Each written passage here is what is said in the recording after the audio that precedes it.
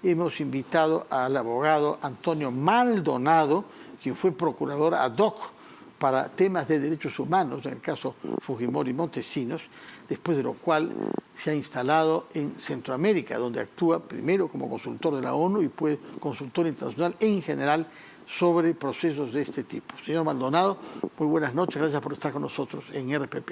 Fernando, buenas noches, gracias por su amable invitación. Desde la mirada que tiene usted, a la vez de peruano, que conoce cómo funciona el Estado por dentro y quiénes son sus actores institucionales, y la distancia que ha tomado de trabajar en el extranjero y observar otros países con problemas semejantes y no peores, pensemos en el caso de Guatemala en estos días, quisiera saber cómo resumiría usted lo que está pasando para un público que de buena fe quiere entender y que no está al tanto de todos los detalles. Diría, don Fernando, que en un corto tiempo el Ministerio Público peruano, que había sabido recuperar espacio institucional y autonomía, ha entrado a jugar en un juego de naturaleza política. Y en ese sentido, el Ministerio Público peruano ha cruzado una frontera que un Ministerio Público jamás debe cruzar. Porque el día de hoy la señora Benavides, fiscal de la Nación suspendida, es aplaudida por un cierto sector político. Pero al permitir esa acción, al tolerarla y al encumbrarla, se abre la puerta para que el día de mañana otro sector político controle el Ministerio Público de otra tendencia y también estemos jugando un juego perverso que en suma deslegitima la institución del Ministerio Público, que es una institución técnica, no tiene por qué ser un actor político, y convertirse en lo que vemos los ministerios públicos en la región. En Guatemala, el fiscal Rafael Curuchichi, jefe de la Fiscalía Especial contra la Impunidad, ha desnaturalizado el papel de esa fiscalía y hoy es un actor en un golpe de Estado en curso contra un gobierno legítimamente elegido. Contra un presidente, todavía no hay gobierno, ¿no? Ganó las elecciones, todavía no se instala el gobierno. Pero se espera que asuma ahora en enero. En enero, pero la Fiscalía General de Guatemala está haciendo lo imposible para evitar que el presidente Arévalo, hijo del famoso presidente demócrata Arévalo, asuma la presidencia. Y eso ha generado la preocupación de la comunidad internacional, inclusive el gobierno norteamericano hace poco decidió proscribir las visas a 300 personalidades vinculadas a la corrupción y al gobierno, ¿no? Y eso pasa de alguna manera también en los demás ministerios públicos. En El Salvador, el fiscal general carece también de autonomía y juega un papel de, digamos, acompañante, adherente y apoya las acciones políticas del gobierno. ¿Cuál es el problema de fondo? Usted diría, como algunos analistas sostienen, que la corrupción ha ganado espacios enormes en la sociedad y en el Estado y en consecuencia busca controlar la Fiscalía y apoyarse sobre los respaldos políticos que quepan para que la Fiscalía no les haga daño. ¿Eso es lo que pasa en el Perú? Sí, fíjese, eso es lo que pasa en el Perú, pero eso es un fenómeno descrito ya por la academia. Es un fenómeno evolutivo, en cierto sentido, que llega al punto en el cual los grupos criminales o las organizaciones criminales llegan a acercarse tanto a las élites políticas que o las copan o las utilizan. Y esto tiene un estadio. Fíjese, cuando trabajaba en Honduras, en alguna ocasión me reuní con el expresidente Lobo y él me dijo, mire Antonio, la forma como los partidos políticos nos llevamos en paz es porque nos ponemos de acuerdo a qué fiscal general elegimos. Uno que no moleste al que sale, ni moleste al que entre. Esa es la forma como se maneja el Ministerio Público en Centroamérica. Y cada uno hace su... Y el Perú ha entrado en eso gracias a la señora Benavides. Bueno, lo que le dijo el expresidente Lobo de Honduras es que, bueno, buscamos un statu quo en donde cada uno tiene sus aliados corruptos, cada uno gana dinero y nadie corre riesgos. Y tal fue así que luego vino este presidente, que era presidente del Congreso, que instaló una red criminal vinculada al narcotráfico y hoy está o procesado o condenado en los Estados Unidos. Fue extraditado Hernández y su hermano condenado, Tony Hernández, condenado por delito de narcotráfico. O sea, esto ocurre, son estados capturados no solo por la corrupción, sino por el crimen organizado. Y esto lo describió muy bien Sara Chayes al estudiar el fenómeno de Honduras, pero que es un fenómeno que se aplica también al Perú. dijo que en Honduras se había instalado un aparato operativo de la corrupción. O sea, el Estado se había convertido en un sistema operativo de corrupción. Y eso también está pasando en el Perú. Pero eso está pasando recién. Es decir, me refiero al Ministerio Público, de lo que estamos hablando específicamente. Antes no había pasado eso. No es que el Ministerio Público fuera sacrosanto. No. O sea, han habido idas y venidas. Desde el primer fiscal de la Nación, que fue muy decente, el doctor Ortiz de Ceballos, luego han venido fiscales de todo tipo. Y en la corrupción del segundo gobierno de Belaúnde, un fiscal de la Nación amenazó a una fiscal provincial que investigaba el caso más importante de corrupción en los penales en el gobierno de Belaúnde. Y así han habido fiscales de todo tipo. Pero con todo, el Ministerio Público, antes de la señora Benavides, había logrado cierto nivel, digamos, de presencia técnica. Han habido varios fiscales de la Nación que han sido separados. Recordemos el caso Chávarri, sí, y ha habido otro...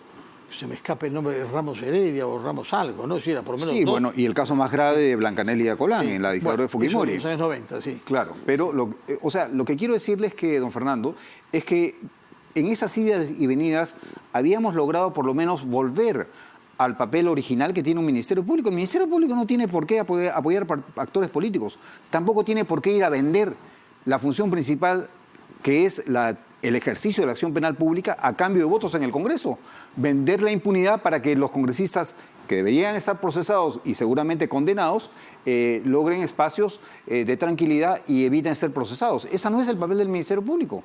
Ahora, frente a eso ha habido la Junta Nacional de Justicia y es por eso que hay una polarización y una situación tensa desde hace varias semanas entre la fiscal Patricia Benavides y ahora el Congreso con la Junta Nacional.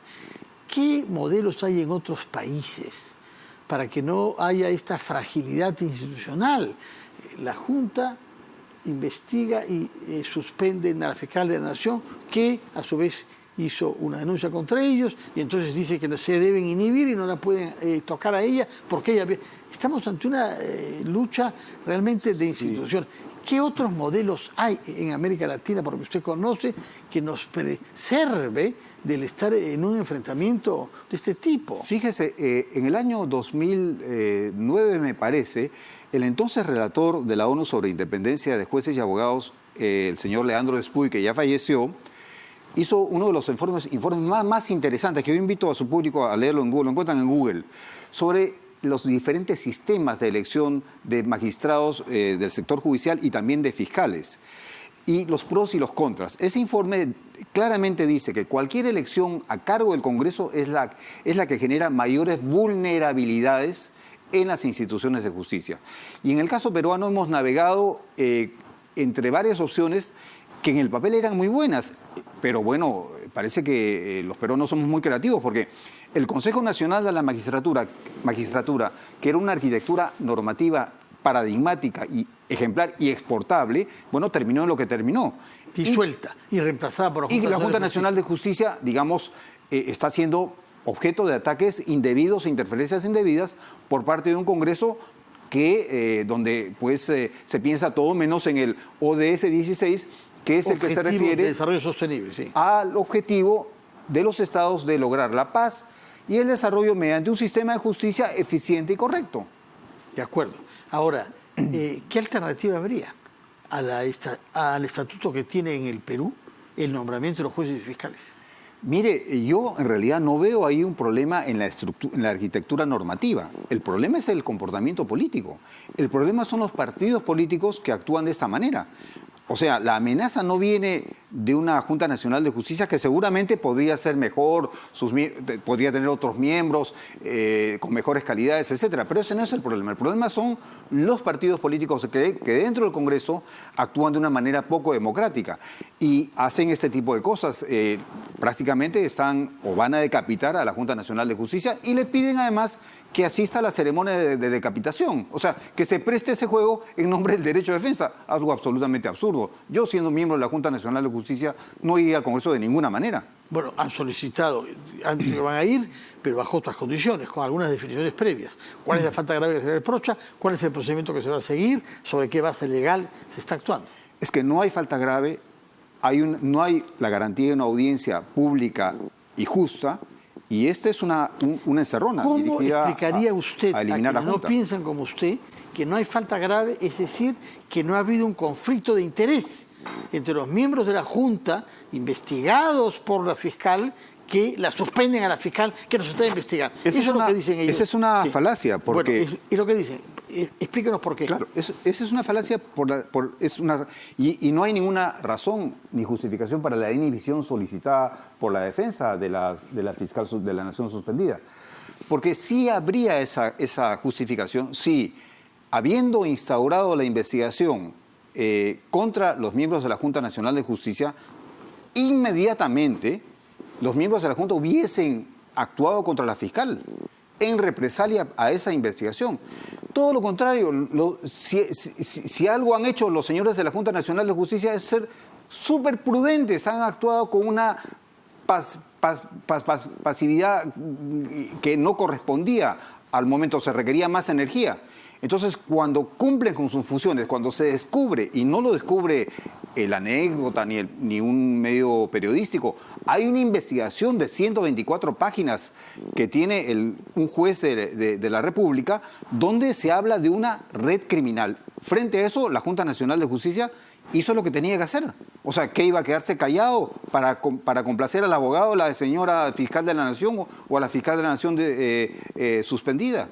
O sea, ese argumento de la inhibición no tiene fundamento jurídico ni fáctico. Ya, ahora, otro reproche que se les ha hecho es haberse pronunciado sobre un procedimiento sancionatorio parlamentario, cuando exhortaron a prudencia respecto del caso de Zoraida Ábalos, ex fiscal, que fue inhabilitada por el Congreso. Bueno, recientemente, como sabemos, el juez supremo de investigación, Juan Carlos Checkley, ha desestimado esas acusaciones que vinieron del Congreso. No tenían fundamento ni base. Y todo lo que hizo la Junta en aras de cautelar la integridad del sistema de justicia es pedirle al Congreso que fuera un poquito más prudente, que no soltara esas afirmaciones aventureras, tal como hizo con la afirmación de la falsedad de las elecciones. Cosa que en Estados Unidos, por ejemplo, el abogado ha sido desbarrado. 128 millones de dólares, claro, por haber difamado a 2 jueces electorales. Pero acá se permite en el estado de Georgia. Sí. No hay un solo abogado sancionado por el Colegio de Abogados de Lima o de cualquier colegio de abogados de la República. Porque acá no se aplican los estándares sobre conducta de abogados. Los elevados estándares de la American Bar Association, los principios iberoamericanos sobre ética judicial, los principios sobre independencia de jueces y abogados, las directrices básicas sobre la función de la justicia, estándares internacionales aprobados, estos últimos, en congresos aprobados por la Asamblea General de la ONU en el año 1990. Esto en el Perú es Marte, es lenguaje aquel lenguaje que funciona es el lenguaje del amiguismo, del arreglo bajo la mesa. Ese es el lenguaje que funciona en el Perú. Ahora, en estas circunstancias se ha votado ayer una ley modificando el Estatuto de la Colaboración Eficaz. Esto, naturalmente, expresa unas críticas que se han venido formulando sobre el recurso a esta figura de colaboración eficaz, que ha sido en efecto la base para establecer hechos en procesos graves de corrupción con alcances políticos. ¿Qué pasa en otros países con la colaboración eficaz? ¿Cómo ve usted la figura en términos internacionales? Mire, es que el crimen hoy día ya no es lo que era el crimen hace 30 o 50 o 100 años. Es una criminalidad muy sofisticada, muy compleja. Entonces, aún en países más desarrollados que el nuestro, como en España, en Brasil, en Estados Unidos, etcétera, se utiliza este instrumento, que es una forma a través de la cual se puede obtener una información que de otra manera no se podría obtener. Pero es un instrumento que no se consolida en el siglo XXI, es un instrumento que viene desarrollándose desde los conceptos iniciales de lo que es el indicio en la comisión de un crimen. Ya un antiguo procesalista español en el año 1898 nos decía que al criminal jamás lo dejan 4 testigos imperturbables: el espacio, el tiempo, el medio que utilizó y el cuerpo sobre el que actuó cometió el crimen. Y eso se demuestra en el Plea Agreement del año 2016, donde estos señores, Odebrecht y S.A., que creían que jamás iban a ser descubiertos con sus sofisticados sistemas de software, etcétera, etcétera, caen en 2 segundos. Ya me imagino lo que les decían a los presidentes cuando les ofrecían el soborno. Les decían que esto jamás va a ser descubierto.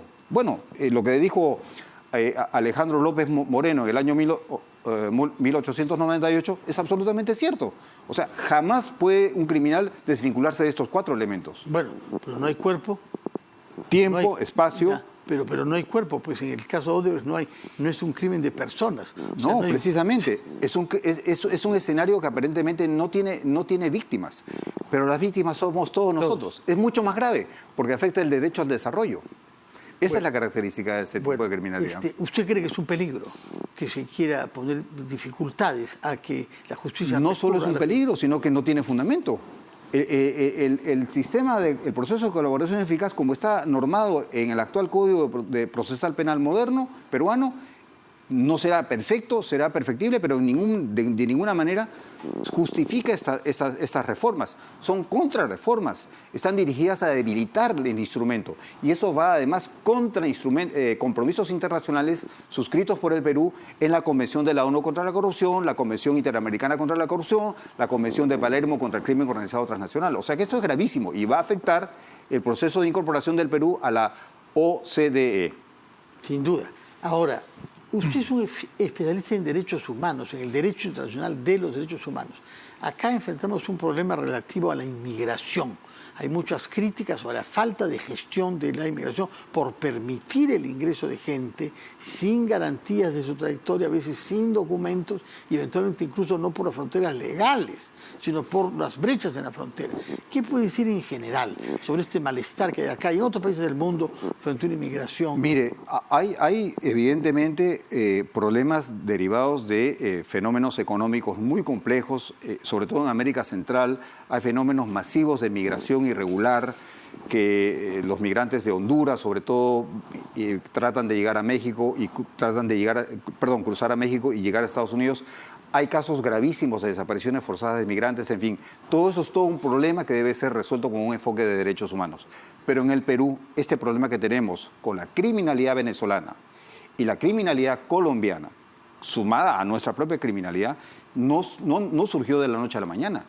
Esto hay que preguntarle a los ministros del Interior y a los ministros de Relaciones Exteriores desde el gobierno de Kuczynski a la fecha. ¿Cómo llegamos a esta situación? Mire usted, ayer yo llegaba en el avión de Copa y en clase económica atrás viajaba un joven totalmente tatuado y que llevaba una medalla enorme con la foto del maldito Cris con su pistola.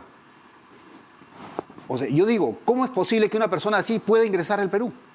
Pueda siquiera ingresar al Perú. Si es salvadoreño, no necesita visa ahora. Bueno, no necesita visa. Se ha eliminado la exigencia de visa vía una decisión legislativa. Bueno, más allá de eso, lo que le quiero decir es que un personaje como este, más allá de las críticas que le hagamos a Bukele, más allá de eso, en El Salvador no entra. O sea, era una apología al delito, un insulto a las víctimas de este tipo de criminalidad. Y esto tiene que ser resuelto, respetando, por supuesto, estándares de derechos humanos, pero actuando con firmeza y rigor. Y primero yo diría que además hay que tratar de que nos rindan cuentas las autoridades que nos permitieron esta situación, que además se permiten opinar, dar consejos sobre lo que ellos permitieron al comienzo. Antonio Maldonado, muchas gracias por haber estado acá, por darnos un punto de vista sobre el contexto en que el debate y la crisis de instituciones tiene lugar en nuestro país y también darnos perspectivas comparatistas con lo que está pasando en otras partes de América Latina. Muchas gracias. Con mucho gusto, Si no nos vemos antes, que tenga felices fiestas de fin de año y de Navidad. Vamos a hacer una pausa.